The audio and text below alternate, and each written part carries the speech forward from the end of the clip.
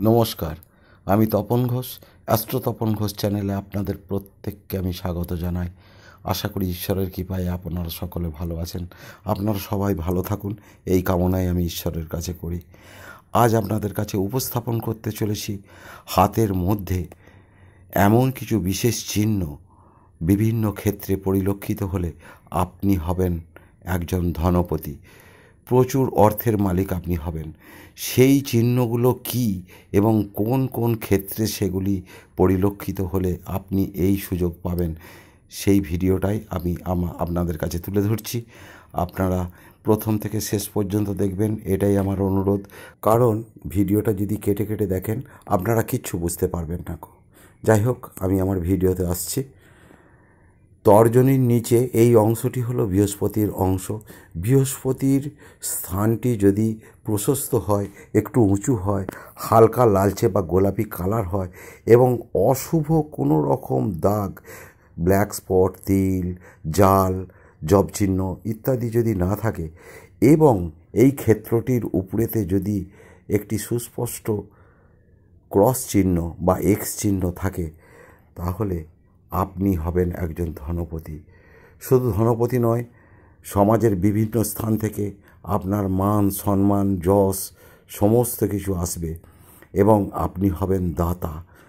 আপনার দ্বারা বহু মানুষ উপকৃত হবে। দানশীলতায় আপনার হবে পরিচয়। অর্থের যোগান কিন্তু ঈশ্বর দিয়ে দেবে। এই ক্রসটি খুবই উল্লেখযোগ্য ক্রস। হাতের বৃহস্পতির ঠিক মিডল অংশে যদি ক্রসটি থাকে, ক্রসটি যদি একটু নিম্নাংশে থাকে তাহলেও সেটি উপকার। সেটা বিবাহযোগের পরে উন্নতি যোগটিকে বোঝানো হয়। এবার আমি দ্বিতীয় নাম্বারেতে যাব।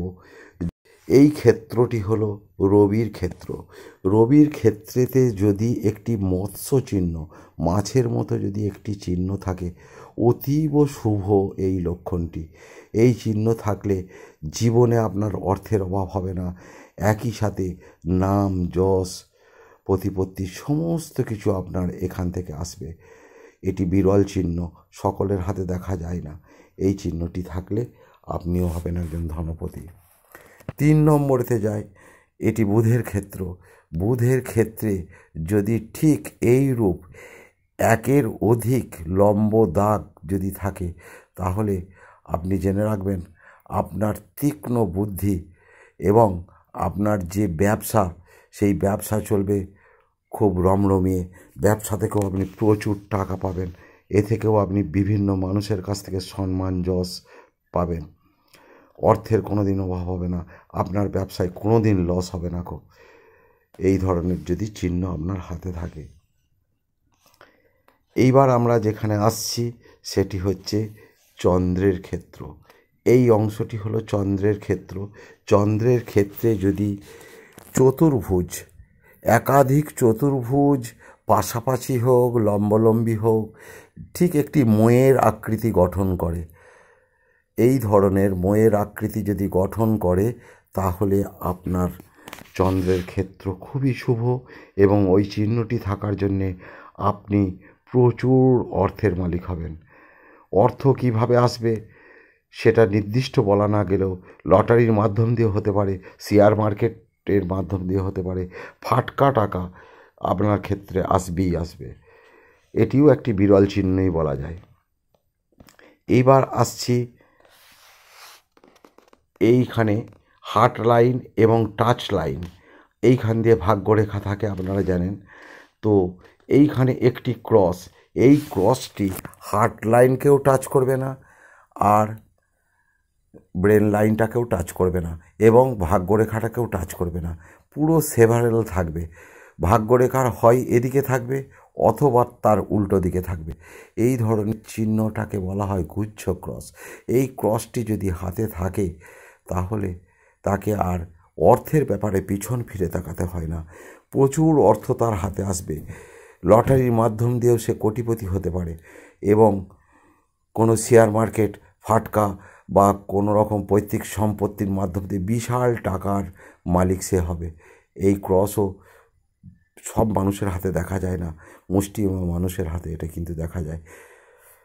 তো এরপরে আমরা যেটা আসছি সেটা হচ্ছে লাইফ লাইনের ঠিক গা ঘেঁষে এইটাকে বলা হয় মার্শাল রেখা। আর এই ধরনের মার্শাল রেখা যেসব ব্যক্তিদের হাতে আছে তারা অ্যাকচুয়াল ধনপতি, তাদের হাতে আনএক্সপেক্টেড টাকা আসবেই আসবে। মার্শাল রেখাটা ছোট হতে পারে, তবে একটানা লম্ব রেখা থাকলে মার্শাল রেখা খুবই গুরুত্বপূর্ণ। এবং মার্শাল রেখা আপনাকে মিলিয়ে নিতে হবে যেন আপনার দুটি হাতেই থাকে। মার্শাল রেখার সাথে যদি দুদিকেই যে কোনো দিকেই যদি ত্রিভুজ থাকে তাহলে সেটি আরও গুরুত্বপূর্ণ হবে। মার্শাল রেখা থাকার অর্থ অনেকটা অর্থকে প্রাপ্তিকে যেমন ত্বরান্বিত করে, তেমনি আপনার জীবনেতে ভয়ানক কোনো ঘটনা যদি থাকে, যেমন অ্যাক্সিডেন্ট এই ধরনের জিনিসটাকেও কিন্তু প্রতিহত করে। এইবার যেটা আসছি সেটা হচ্ছে এই কেতুর অংশ। কেতুর অংশে যদি একটি চতুর্ভুজ স্পষ্টভাবে দেখা যায় তাহলেও আপনি হতে পারেন কোটিপতি। এটিও একটি বিরল চিহ্ন, সকলের হাতে দেখা যায় না, খুব কম সংখ্যক মানুষের হাতে এটি দেখা যায়। কেতুর অংশে যদি এই ধরনের চতুর্ভুজ থাকে আপনার কোনো না কোনো দিক থেকে অর্থ আসবেই। সর্বশেষ পর্যায়ে আমি যাচ্ছি, সেটা হচ্ছে এটিকে বলা হয় মণিবন্ধ রেখা। এবং মণিবন্ধ রেখার উপরেতে যদি এই ধরনের এক বা একাধিক ত্রিভুজ দেখা যায় এটাও একটা প্রাপ্তিযোগ বোঝায়। বিভিন্ন দিক থেকে আপনার প্রাপ্তি আসবে, নির্দিষ্ট না বলা গেলেও লটারি থেকেও আসতে পারে, জুয়া থেকেও আসতে পারে, কোনো শেয়ার মার্কেট থেকেও আসতে পারে, কোনো পৈতৃক সম্পত্তি থেকেও আসতে পারে, যে কোনো না যে কোনো দিক থেকে আপনি বহু টাকার মালিক হবেন। তো যাই হোক বন্ধু, এতগুলি যে চিহ্ন আমি দেখালাম বিভিন্ন ক্ষেত্রগুলোকে অবশ্যই নিখুঁত থাকতে হবে। ক্ষেত্রগুলির উপরে কোনো রকম অশুভ চিহ্ন থাকলে হবে না, এবং সেই ক্ষেত্রগুলির কালারটি যেন কালো না হয়, একটু লালচে বা হালকা গোলাপি কালার হয়, তাহলে সেটা খুবই শুভ। তো এতগুলি চিহ্ন যে একটি মানুষের হাতে থাকতে হবে এই ধরনের কথা আমি বলছি না। এতগুলি চিহ্নর যদি একটি চিহ্ন আপনার হাতে থাকে তাহলেও আপনি কিন্তু বহু অর্থের মালিক হবেন।